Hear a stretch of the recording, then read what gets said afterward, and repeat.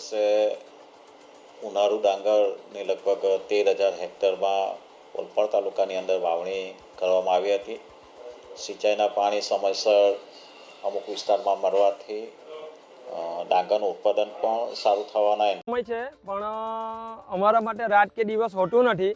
Generally અમારા જે જમીનમાં 7-8 તારીખે જે વરસાદ પડ્યો છે, જમીનમાં ભેજ ઉપર આવવાને કારણે ગામમાં પૂરતી જગ્યા ન હોવાને કારણે ભેજ સૂકવવા માટે અમે રોડ પર ડાંગર નાખીએ છીએ, જેથી કરીને ડાંગરમાંનો ભેજ ઓછો થાય અને એને ભરવા પાત્ર. અમારો પાક તૈયાર થવાથી આજે 2 વર્ષથી અમે માવઠું થવાથી હેરાન થઈએ છીએ ને આ પાક નિષ્ફળ થાય છે. ભેજ પકડી રાખવાથી જમીન અત્યારે ટોટલ પાકમાં જમીનમાં સમાઈ ગયો છે માવઠું થવાથી, ને પાક અત્યારે કાપણી તૈયાર હતો ને પાક બધો આરો પડી ગયો છે.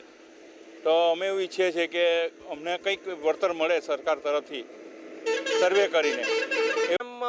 આ વખતે પણ વરસાદને કારણે જમીનમાં ભેજ વધારે હોવાથી અમારી પાસે પૂરતી જગ્યા ન હોવાથી અમે રોડ પર ડાંગર સૂકવવા માટે મજબૂર બન્યા છે ને એના માટે પ્રશાસન પણ પોલીસ અધિકારીને તે લોકો પણ અમને સપોર્ટ કરે છે.